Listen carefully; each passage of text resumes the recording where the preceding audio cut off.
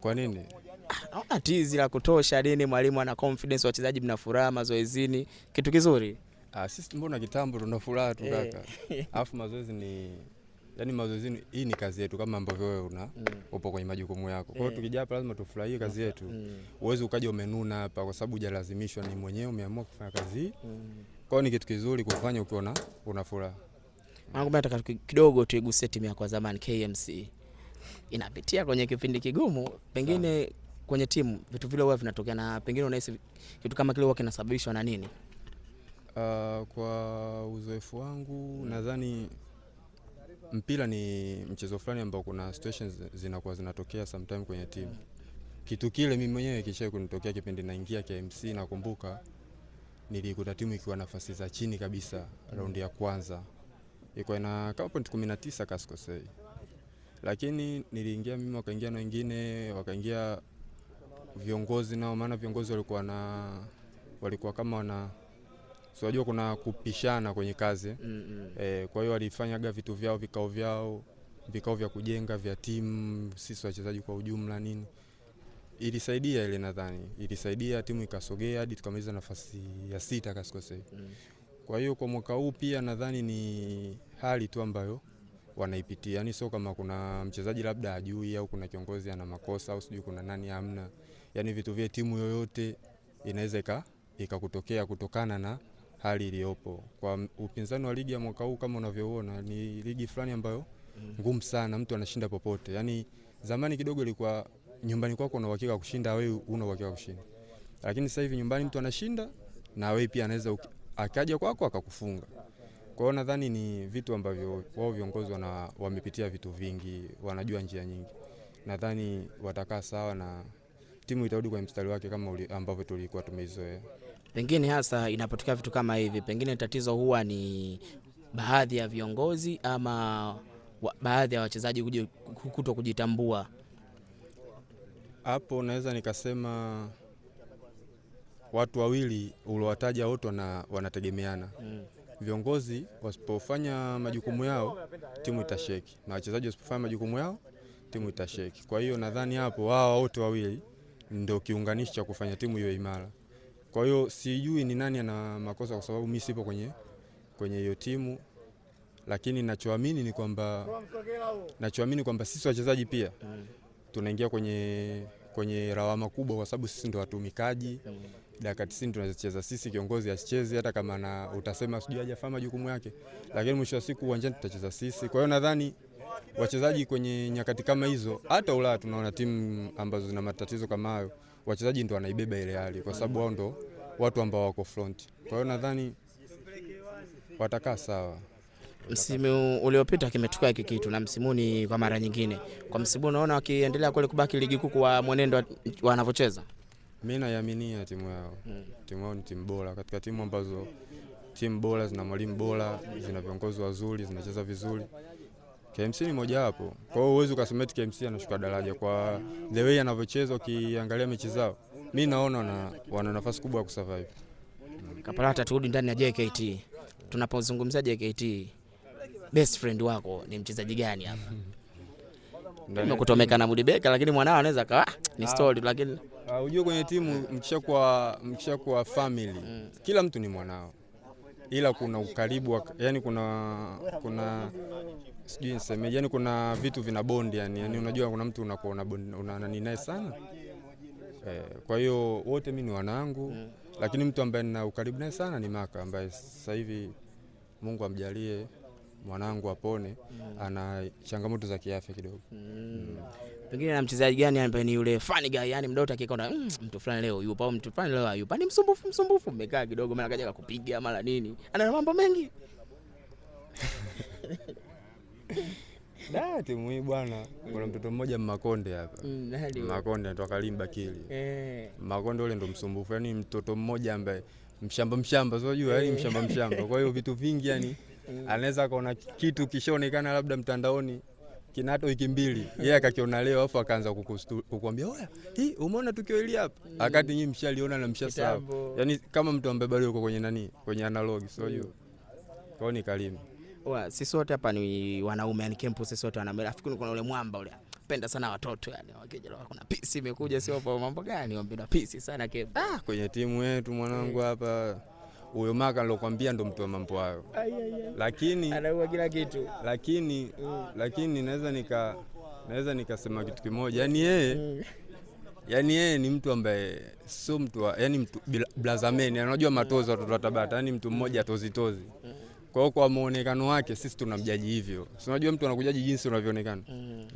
Nje huko sijajua, ila mimi namuona yeye kwa muonekano wake anavyofanya blazameni ndio atakuwa mambo yake. Ndio mambo yake hayo. Hivi mechi gani ambayo utakuja kuisahau kwenye maisha yako toka umeanza kucheza mpira mpaka leo? Ni kuna ile mechi ambayo unasema ile mechi nilikuwa kwenye kiwango bora sana, au ile mechi nilizingua kinoma? Mechi. Kusema ukweli kuna mechi. Mimi sipendai kuongelea. Mimi kwanza naamini mchezaji siku utakaokuwa uko kwenye kiwango kikubwa kabisa ambacho unaona wewe unacho, yani ile siku ndo uwezo wako. Shida inakuja ku maintain. Ndio maana wazungu wana vitu vingi kwa ajili ya ku maintain ile performance. Nadhani sisi bado hatujafika tutafika. Yani mchezaji siku unayoona wewe umeperform yani juu kabisa, ule ndo uwezo wako. Hizi nyingine hizi zinazokuwa mara leo vibaya kesho kawaida leo hivi, zile na mimi ndo nyakati ambazo kuna vitu vina changamoto. Sasa ukiniambia kwa nyakati moja, mimi siwezi kuongelea nyakati nzuri kwa sababu nyakati nzuri zinaweza zikawa ziko nyingi na zinaweza zikaendelea kutokea, si unajua. Lakini kwa nyakati moja ambayo siwezi kuisahau kwenye mambo ya mpira, tulichezaga mechi moja na Yanga, nakumbuka ilikuwa Songea. Yanga na KMC. Tulifungwa goli 2 nakumbuka ile mechi. Goli la kwanza yani ni mechi ambayo ilikuwa kama nilikuwa niko fiti, niko kwenye kiwango kizuri, maana mechi iliyopita tulicheza Tanga nikacheza vizuri tu. Yani sina changamoto yoyote kiafya na niko vizuri, lakini ilikuwa ni siku moja mbaya sana kwangu uwanjani. Kwa sababu nakumbuka goli la kwanza mpira ulipotea nilipasua katikati, nikatuliza nikataka kupiga chenga, nikapokonywa. Nadhani alikuwa Fei akapiga ukamgonga rebound Mayele, ikawa goli la kwanza. Ya pili ikaja, kuna mpira ukapotezwa pembeni, nikaenda kukava hivi, nikateleza, akapitia Mayele akafunga tena goli la pili. Yani mpaka nafika dakika 24. Yani moyoni mwangu naona yani sipo kabisa. Na nakumbuka kocha huyu Ahmadi ndo alikuwa kaimu mechi hiyo, kwa sababu ticha yetu mkuu alikuwa Habibu Kondo, alikuwa kaenda kusoma. Ahmadi ndo alikuwa kaimu. Nakumbuka akanifanyia sabu, akamuingiza Masudi Abdalla Kabaye. Kwa pale nilivotoka mimi nilikuwa nimekosea, lakini unajua mpira bwana, mchezo wa tension. Yani kaona kama mimi kwa nini, unajua nikawa najisikia vibaya sana, ni nje sina la. Baadaye nakumbuka nimekaa ndani hivi nikaiangalia, maana Azam wanarudiaga zile mechi jioni usiku wake.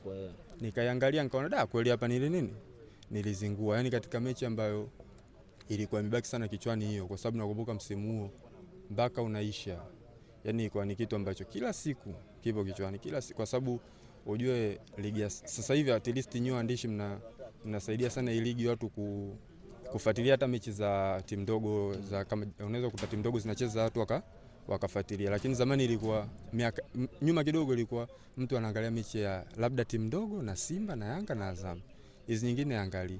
Kwa hiyo kwa kipindi kile ilikuwa watu wanaangalia sana zile mechi kubwa, afu ndo mechi mimi niliyozingua. Na maana moja kwa moja mtu yani mtaani, yani ukipita watu ulizingua mechi fulani, unajua zile. Kwa hiyo mechi hiyo nadhani ni mechi mbaya na ni kumbukumbu ambayo mbaya, ile inanifunza mpaka leo katika karia yangu. Kwa namba unaocheza wewe uwanjani kwenye ligi yetu, pengine ni mchezaji gani anakuvutia? Namba unaocheza mimi kwenye namba unaocheza wewe kwa timu nyingine, mchezaji gani mwingine anakuvutia? Unasema yule jamaa natamani siku moja nifike kwenye uwezo wake, yule jamaa ananivutia sana uwezo wake. Kwenye ligi yetu, yani in short mchezaji nampenda anapocheza. Kwa mimi bwana, sitoenda mbali, nadhani ni Mtanzania. Ngoja nimkumbuke vizuri. Cheza wapi yule? Jamaa fulani hivi anacheza Coast. Mimi bwana, msema ukweli, anacheza vizuri sana. Napenda yani style yake ya uchezaji. Ni foreigner? Mtanzania. Namjua na shangaa jina linatoka. Gwalala. Agoson. Anacheza vizuri sana. Kwa mimi yani ana ukimwangalia ni mchezaji ambaye anakuvutia. Kwa ligi yetu inavyoenda, nikikupa upange top 4 yako ya msimu kwenye kumaliza, unaipangaje top 4 yako? Top 4? Msimamo sasa hivi sisi tuko nafasi ya pili au tushashuka ya tatu? Yanga akicheza leo anaongoza. Anaendelea kukaa juu. Ni bado mpo juu bado. Tuko nafasi ya pili ya kwanza? Ya pili. Basi sisi turudishe ya kwanza, afu huko chini wapange kama walivyo. Kwa maana hiyo msimu mnajiona nyewe mabingwa. Yeah. Na mnacheza kibingwa. Mpira bwana, hamna timu ambayo inaanza ligi kwa malengo ya kufika nafasi sijui ya 5 sijui ya ngapi. Yaani lengo la kwanza mama kushiriki ligi kuu ya nchi husika ni kuwa bingwa, si ndio? Kwa hiyo kwenye kupambania ule ubingwa ndio kuna kujitenga hapa. Kwa hiyo sisi lengo letu mama ni kupambania ubingwa. Kwa hiyo mengine yatatokea mapenzi ya Mwenyezi Mungu, tukipata ya kwanza, ya pili, ya tatu, ya 4 tutashukuru, lakini lengo ambalo tumeingia kwenye timu yetu msimu huu ni kupata ubingwa, basi hatuna lengo lingine.